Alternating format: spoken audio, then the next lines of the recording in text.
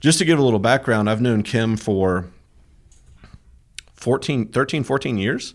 Absolutely. But we recently reconnected after some time of not connecting. But man, when I got in the mortgage business, I came in with a great company called Home Bank Mortgage Corporation, and Kim was what would you call it? A teacher, a coach, instructor?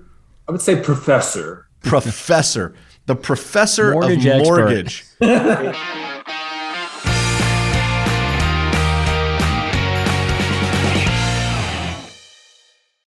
All right, welcome to another episode of the Context to Contracts podcast. I am Bryan Lovell, always here with the amazing Mr. John Jones, and we have an awesome special guest today. We're bringing on the Vice President of Sales from Xinnix, Mr. Kim Harrington. Dude, thanks for joining us. Bryan and John, it's a pleasure. How you guys doing? Doing great. We're doing great. Hey, man, it feels like we've done this before. Well, it's always going to feel like that when you're with good people. So the joke there is we've recorded this once before, but we forgot to record this side of it. So my fault.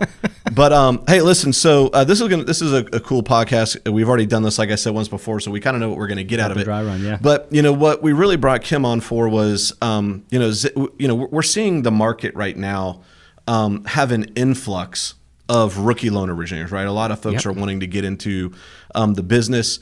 I think the average age of an LO right now is, like somebody said, somewhere in the 50s.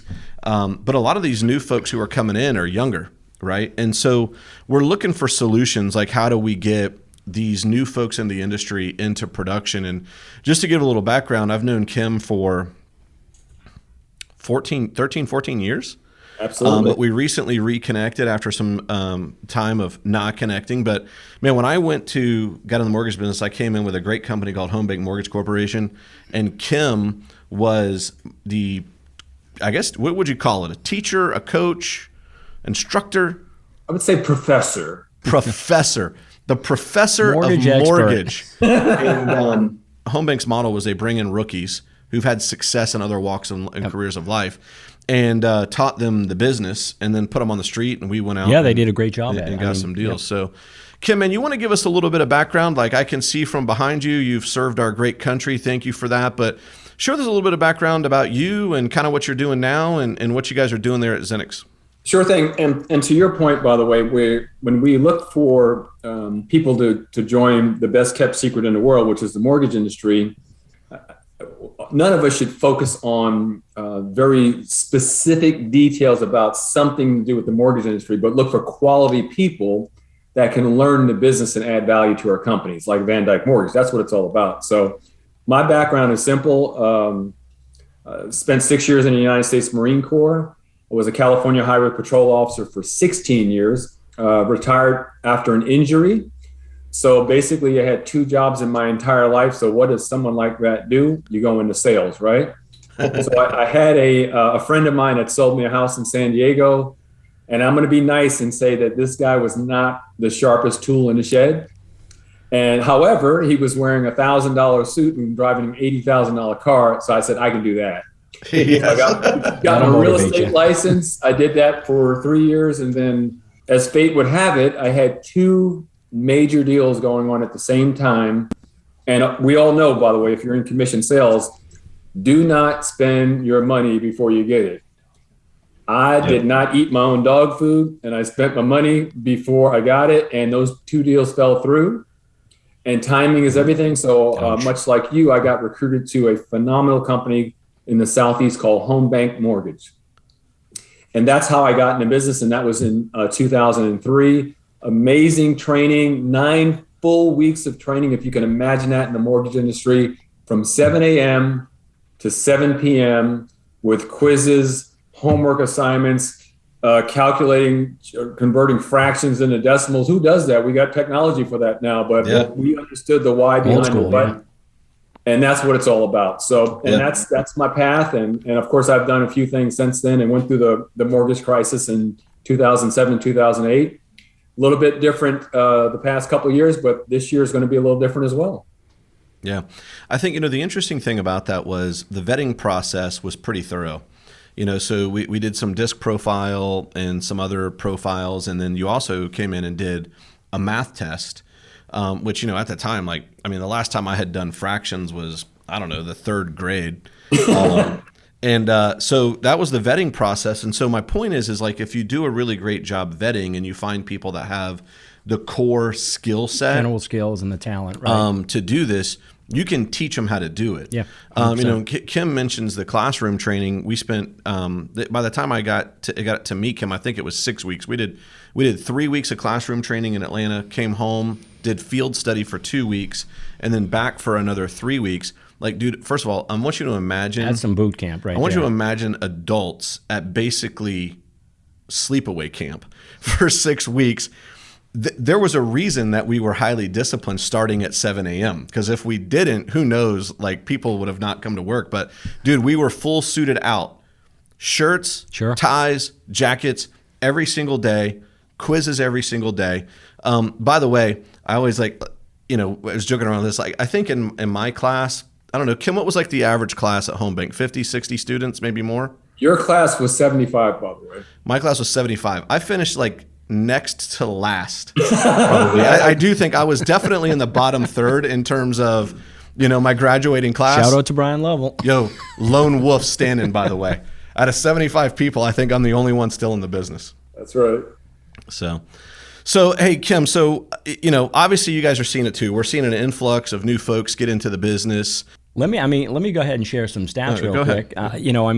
Last year in 2021, we had an uptick of 22% increase in loan originators on the street. Yeah. Many of those who just, decided to get licensed, maybe due to COVID, the opportunities that exist, and get into this business, maybe with little to no training, like kind of the old school. When I originated, it was there's your desk, go after it. And I think it's super important if you're a new loan officer to understand, like, the average LO or ops person is my age, our age, in the early mid-50s. So the opportunity for somebody new, younger, we need an influx of younger, talented people to join our industry, and they need to be trained like Home Bank used to do 20 years ago. So I think this outlet, putting somebody through this type of training is going to set them up for success right out of the gate, rather than we see, I think, 1 out of 10 people that stay licensed after 2 years. Wow. Similar to real estate. So, if you are new in this business and maybe you've already started and you are in the business struggling a little bit, it's never too late to go back and maybe take some training, like the old dog, new tricks, type of thing. Kim, what do you think the primary challenge is today for somebody getting into our business?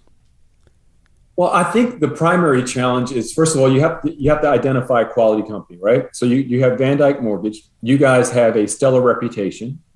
You are customer focused. And what I mean by customer focused is that you truly care about the end user, the people that are going to use your products and services.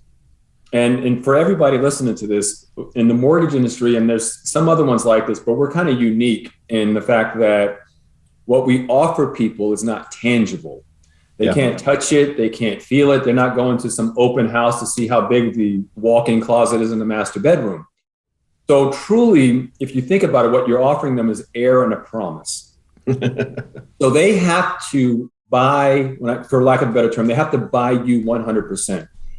And people can smell phony from a mile away. And the true differentiators is the professionalism and how that organization views the customers.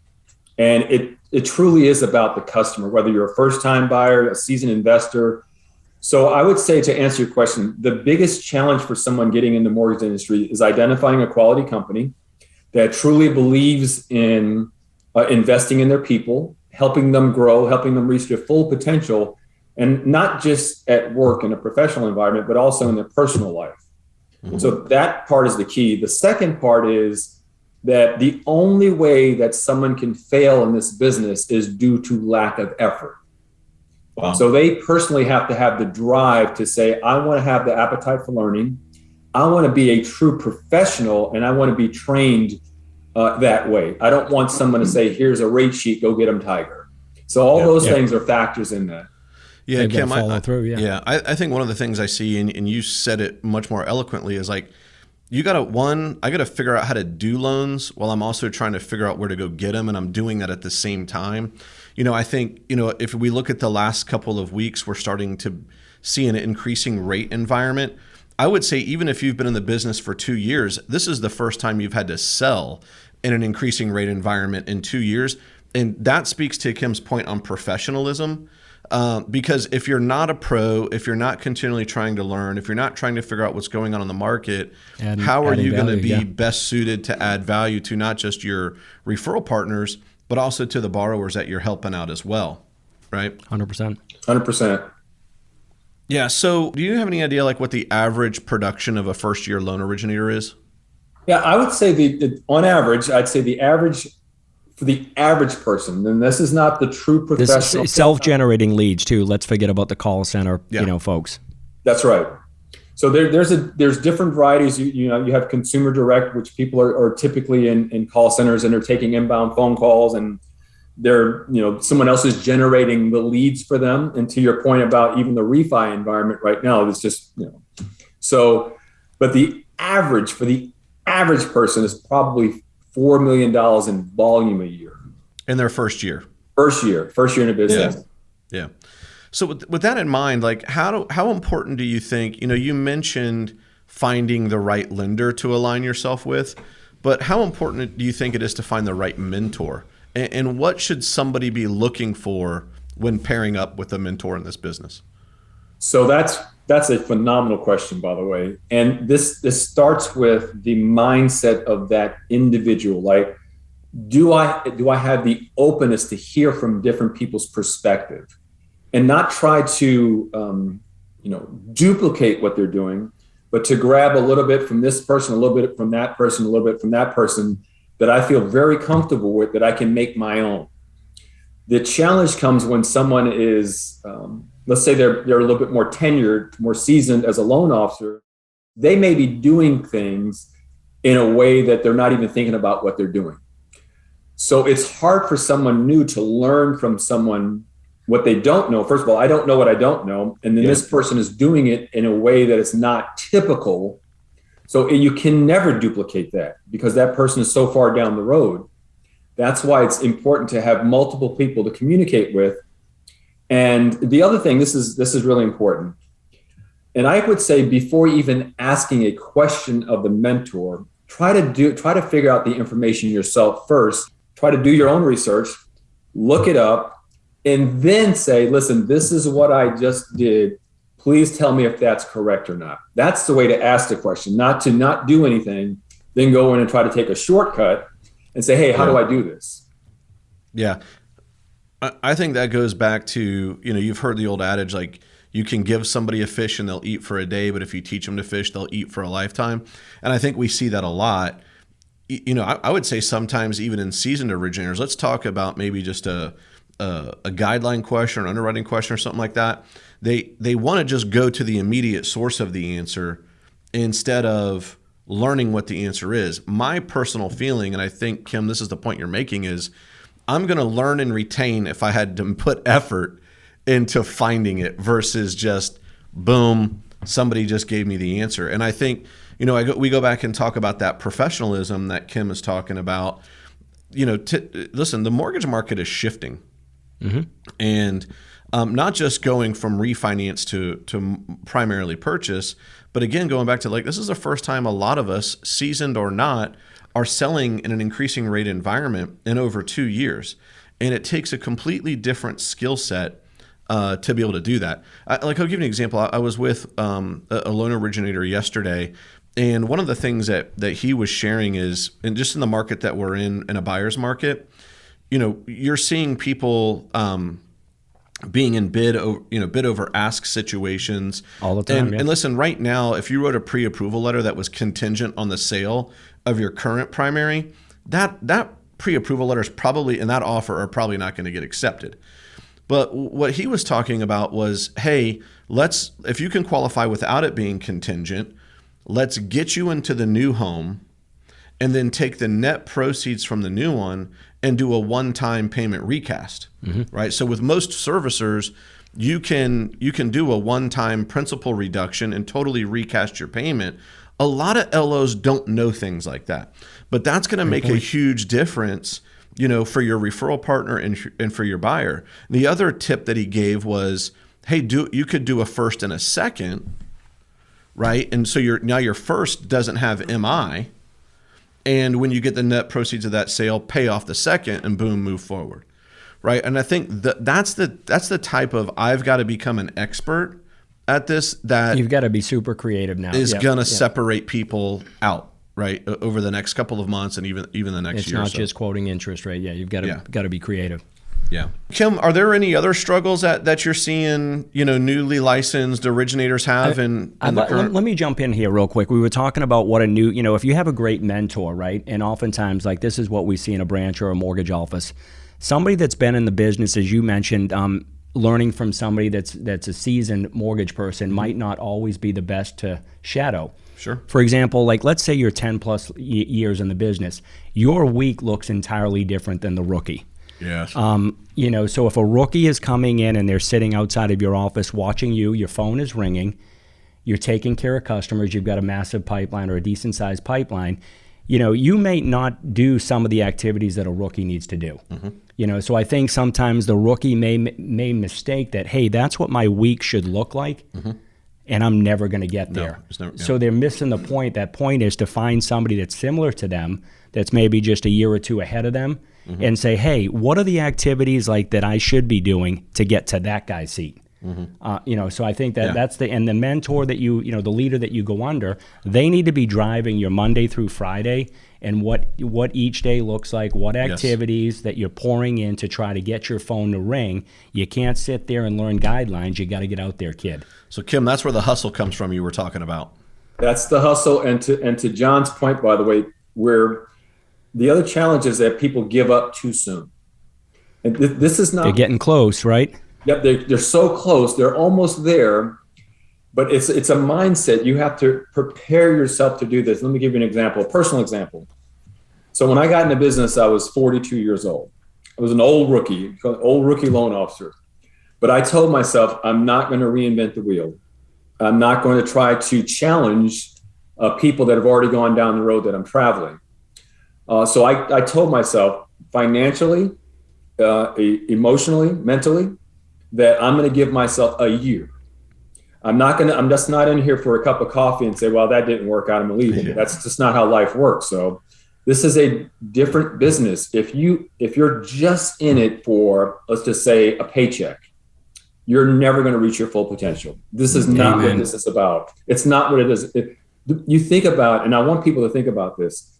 When I'm talking to a first-time home buyer, I want that first-time home buyer to understand that I understand.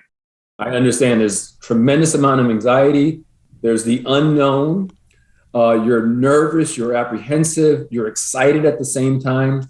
And I want to let that person know that I promise you, I'm going to guide you through this process. I'm going to be your advocate, even after you close and I give you the keys and everybody's emotional. I'm going to be around and available after that to field any questions that you may have. So it's just not about, and this is where the challenge is, it's not about a paycheck. It's not about, hey, that guy looks like this and that, and comparing themselves to other people. It's about, I'm in this business to help people and change their lives for the better. Yep. Yeah, I used to say I was in a BNI networking group for a number of years when I was originating full time. And my tagline at BNI was, listen, I help people create quite possibly the largest debt of their entire life. And that's not something we take lightly. That's exactly right. Right. And that's, to Kim's point, like, hey, I'm here to serve you and help you find the best financing option for you and your family. Right. And doing that, Kim, we were just talking, Kim and John, about activities and the hustle part. I can remember being a rookie. I got into the business in April of 2007. Right. Doesn't make me the smartest cat in the world. Right. But I had no idea. For about 30, I didn't 45 days it did. I didn't know what I didn't know, and I had no idea what was going on. But what I started to realize was I had entered into a profession that was going to go into the darkest days that we had ever seen, right? And still to this day. And I let all of that catch up into my emotions, right? and my emotions began to overtake my actions, right? And here I remember I would be glued to the TV like every single day, just watching all of this negative news roll in about the housing market and the financial markets and all of this. And then for me, what it really came down to was one day I just had an epiphany that every single day I was going to do something that was revenue generating. If only for an hour on my calendar, Monday through Friday, every single day I was going to do something that was revenue generating. Yep. Now, let me give clarity to that. Taking a 1003 does not generate revenue. It is the product of the things that you did to generate revenue. Right. Chasing conditions is not revenue generating. Whatever it is, right? Revenue generating is I went out and I met somebody. I started to build a relationship. I talked about how I could add value to them, right? I was meeting people, building relationships, so on and so forth.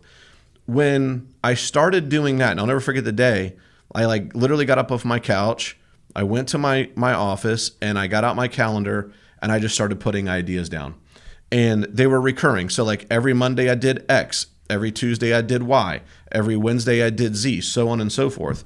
And I will tell you, I've told a story before. One of the things I started doing, and this was Kim was my sales manager at the time, and he said, one of the things he shared with us was to go out and do broker opens. Well, in my market, broker opens were every Tuesday from 11 to 1. In all of the years that I originated, I missed broker opens twice. That's how important it was. Yeah, great opportunity. Right. Yeah. And so I'm just using that as an example of it to that rookie. You're saying that their schedule is not going to be the same as their mentor. Yours just needs to be every single day I'm doing something that generates revenue, and I promise you the rest will take care of itself. Yeah. So this week I'm going to give you an example. So I've spoken to several managers, several top managers that are great producers. Mm-hmm. They're concerned about 2022.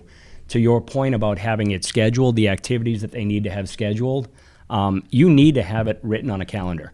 If it's every Tuesday for the broker open houses, you need to have it, it's Tuesday, but you can't just show up Monday, jump into a file, chase a condition, and then by Thursday this time, you haven't done anything new to generate your phone to ring or get a lead. You've got to have it written down each day and what those specific things are going to look like. Yeah. Yeah. Hey, Kim, there was one other piece of advice that you gave me that I think is probably the number one thing you say to all salespeople. Can you share with us what that is? Well, one thing that I always share is don't put your values of money on other people. Yes. Amen. Think about that for a second. Whether it comes to your perception of buying a car or a house or a certain amount that you're okay with making a monthly payment on, that has nothing to do with the person you're communicating with. What you need to do, and this is for everybody, you need to have a defined process that you go through. From the first time you say hello to somebody until closing and beyond. Follow that process. That process has to be focused on the customer, not on you, but the customer. You're the expert, 100%. If you know you're the expert, the real estate agent isn't the expert in mortgages. They'll have some knowledge on it. The buyer isn't an expert on mortgages. They can do all the research in the world, but they're not the expert. So everybody's counting on you to provide the information and structure things a certain way that makes sense. To your point earlier, Bryan, about the biggest debt they'll ever have, that may not be their only debt, though. So they have other things going on. They may have kids they're planning for college, and all that. The professional person in the mortgage industry is taking all that into consideration. And much like someone refinancing their home, does it make sense? How long are you going to be in a property? Is there a break-even point that doesn't match up with your plans? So the average, you said earlier, the average loan officer doing $4 million a year in volume may not be doing any of the stuff we just talked about. May not be doing any of it. And it's much like any other profession. If someone gets a bad taste in their mouth from one person, they'll paint the whole entire industry with a broad brush. Yeah. I mean, I love that point. So one of the things I used to do when I first would meet with a prospective buyer was to ask what they're comfortable with payment. They're renting, assuming now. So what are you comfortable with? Never mind your income, because some folks have it. They may qualify for something twice, 3 times what they're comfortable with. If they say I want to keep it at $1,500, The realtor may say, no, they're qualified for 3. They told me their income. No, well, you've got to listen to the client, to Kim's point, and make sure that that's, you show them a range of homes that keep them in that 1,500 range. Yeah. Hey, Kim, I was on a Zoom call recently. Somebody, a branch manager in the country who's got a number of rookies in their branch that are new. They had asked me to come on and just kind of share what some of my experiences were in getting into production and getting into the business from when I got in. And one of the questions that they asked me was, how do you handle the fact that people know you're new in the business? Oh, that's everybody's been new at something before. What I would say is, listen, I'm new, but I put the work in. I understand this industry inside and out. There's still a lot that I need to learn, but I promise that I will take care of you. And if I don't have the answer, I will get it for you in a timely manner. Wouldn't you prefer someone saying it like that and sharing information like that than just spitballing? This is one of those businesses where there's zero room for error. Much like think about a heart surgeon. You can be okay 90% of the time. No, you can't be 100% of the time. Our business, is such a ripple effect that happens. You think about how many people are involved with this. You have the borrower, the buyer. They're working with a real estate agent. They may be buying a home that someone's selling to buy another home that someone else is selling. If this one transaction doesn't go right, all those other things in a line won't work out well. We've got people that are going to do the appraisal, property inspection. All these people have something to do with this one single transaction. Mm-hmm. So this is a zero error business. We cannot make any errors. And the people that limit them and don't make them and don't cause any heartache or rubs are the true professionals. They know what they need. They know what they're doing. They understand the industry. They understand the challenges. They understand if someone can provide a down payment assistance to you, for crying out loud. There's some loans that won't allow someone to give you a gift. Yep. Average person that doesn't have the appetite for learning know that. The answer is probably no. Yeah. I mean, I love that. So if you're a rookie listening or thinking about getting into the business, I think it's important. Like, you don't want to hit the street. And it goes back when I started with GMAC Mortgage years ago, right? We were rookies and we didn't have a lot of training. So if you're able to go through a series of getting trained before hitting the street, you're not going to seem like a rookie. Even though you're a rookie, you're going to have the knowledge, you're going to know enough. And they used to say, if you know a little bit more than the realtors, they're not going to sense that you're a rookie. I mean, unless you're a kid right out of college and you look like it's your first job. Yeah. But it reminds me back of, they sent us out in the street. We didn't have a whole lot of training. It was, kid, there's your desk, go get them. And I was reading guidelines, and the guy next to me was like, forget the guidelines, I'm going and selling. Right? I mean, he just, so I was sitting with my underwriters and my processors trying to figure out enough what a ratio was and all that stuff. This guy came hustling back in the very next month. He's like, I have 8 loans. The realtors love me, man. It's $1.5 million in my pipeline. We're talking years ago. Yeah. I've got nothing. I'm trying to figure out how to qualify a borrower, right? Yeah. Literally every deal fell apart. Our manager comes out, grabs the loans, right? The old manila folders, opens up, right? And he goes, Mike, none of these qualify. I mean, so now he has to make the call to the realtor. Yes. He's hustled to get the deal. I mean, he had to leave. It was back in Massachusetts. He goes, well, I can't originate there ever again. So, I mean, you wouldn't go in, you're not going to be a doctor. You're not going to operate until you're trained. So, I mean, can you tell us a little bit about Kim? Segue into the important part of your phase training and why it's so important for a rookie. Yeah. So, like, for example, here at Xinnix. So, and by the way, there's phenomenal training companies out there. Everybody has a place. It really depends on what somebody's looking for, right? So what we have is what I consider holistic, comprehensive training. And this is to get people, let's say someone doesn't know how to spell mortgage, right? They don't know there's a T and 2 G's in there. And by the way, a lot of people are like that. Yep. Let's just say, for the sake of discussion, doesn't know anything about mortgages, but they want to learn and they want to get after it. And they want to do it, especially for the sales managers, they want someone to get someone up and running quickly. A lot of mortgage companies shy away from new people because they think if they bring in seasoned people, they'll have an immediate impact.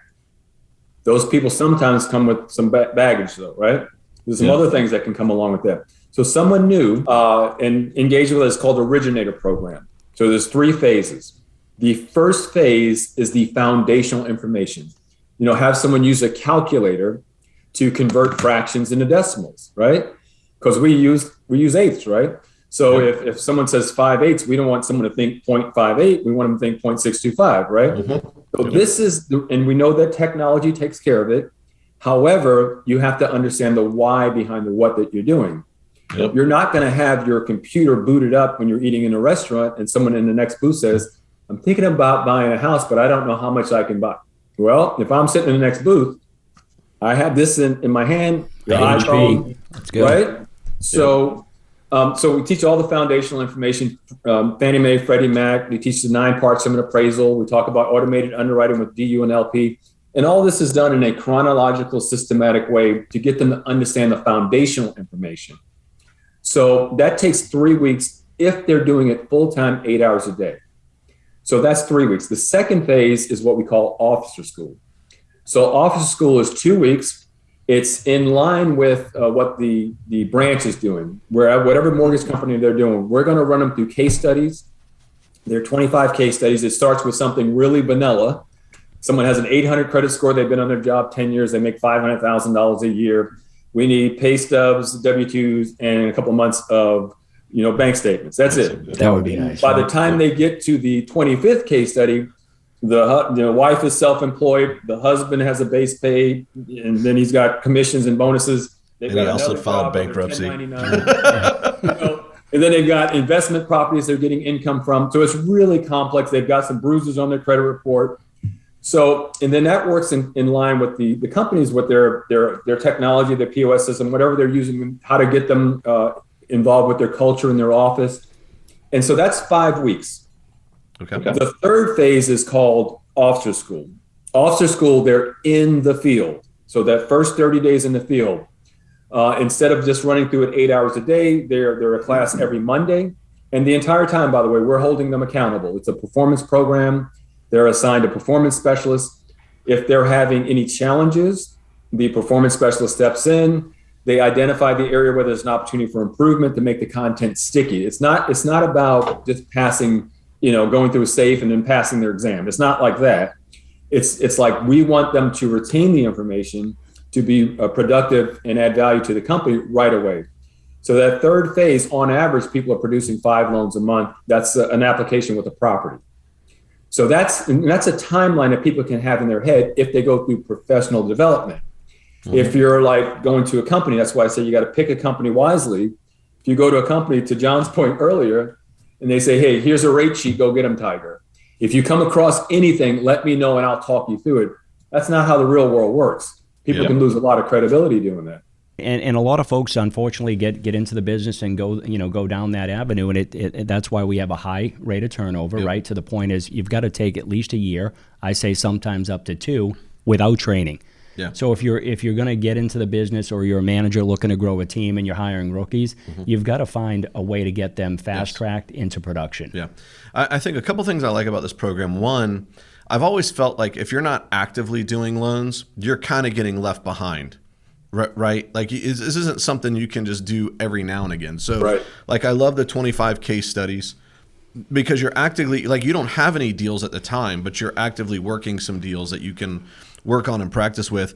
And then I think, the other thing I'm going to say is, like, Kim, did I hear you say after all of that training, they have an average of 5, like people who graduate have an average of 5 deals in their pipeline? 100%. That first 30 days in the field, they have 5 loans. That's on average. This obviously there's a lot more than that. And I'm kind of being conservative with the number because I don't want to oversell it. So if their average is 5, like, how can you not afford to do this? You can't afford not to do it. I mean, even if, as a company, you can't afford to hire a rookie and not have something like this to offer them.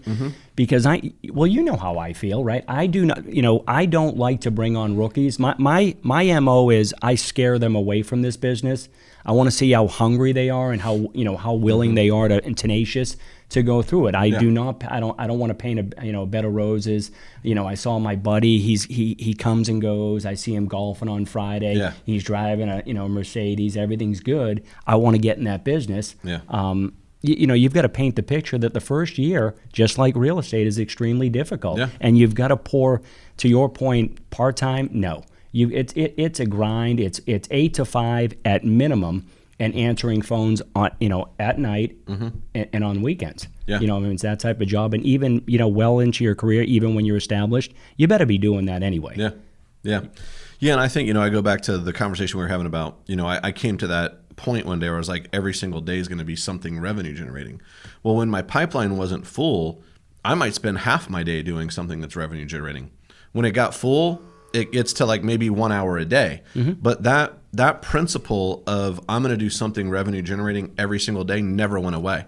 By the way, in the role that I have right now with the company we're at, it's still alive. I do something every single day that generates revenue. Yep. 100%. The other thing that I would add is this. And when I'm looking for people to work with, what I look for is someone, first of all, in my interview process, one of the last things I say is, I don't think this is going to be the right job for you. I just don't see it. I don't want them to accept that. I don't want them to say, oh, okay. I want them to say, well, hold on a second. I believe I will. And I want them to not challenge me, but you know what I mean? I don't want them to lay down and say, okay, well, I'll try somebody else. Yeah. Because that tells me something about their work ethic and how they view themselves, right? So that's that part. The other part is, and I know I talk about being customer focused and thinking about the customer, but part of that, it has to be just who you are too as a person. So we work at an address, we live at an address, but that doesn't make us part of a community. So in order to be part of the community, you got to be into the community. You got to be out there. So that involves volunteering, doing things for other people, and you don't have an expectation of having anything in return. You're doing it for the right reasons. And at the same time, people are saying, that's a good woman or that's a good man. And the secondary part of that is you're going to get business because of it. Yes. And you don't have to reinvent the wheel about volunteering. You can do something that add value to people that you're already good at. And we all have, personal challenges in life. We've gone through it. There are other people that are going through it right now that think that they cannot get through it. They need people like us to have conversations with them and make a difference. And that's what it's all about. Yeah, agreed. I was going to ask you if there was anything else you wanted to add, but you absolutely hit a home run with that. Yeah. Let me jump in here. As in addition to sales, like your company does offer training for somebody looking for operations as well. Let's say they're 100%. So we do operations, whether it's processes or underwriters, a lot of sales management, leadership training, because a lot of times, like you guys are obviously you believe in the mortgage industry, you believe in your company. There's a lot of people that like we're talking about all this stuff. Someone who's going to listen and say, don't worry about that. Let me just show you what to do. Yeah. Well, that's just really, so they're not really, I'm just going to say they're not really thinking about the customer. They're thinking about their pocket is what they're thinking about. They're thinking about taking shortcuts. There's an easier way to do it. Listen, the road to Easy Street goes through the sewer. You got to go through the sewer to be the pro. You got to go through the challenges to be a pro. You can't, it's no easy street here. 100%. Yeah.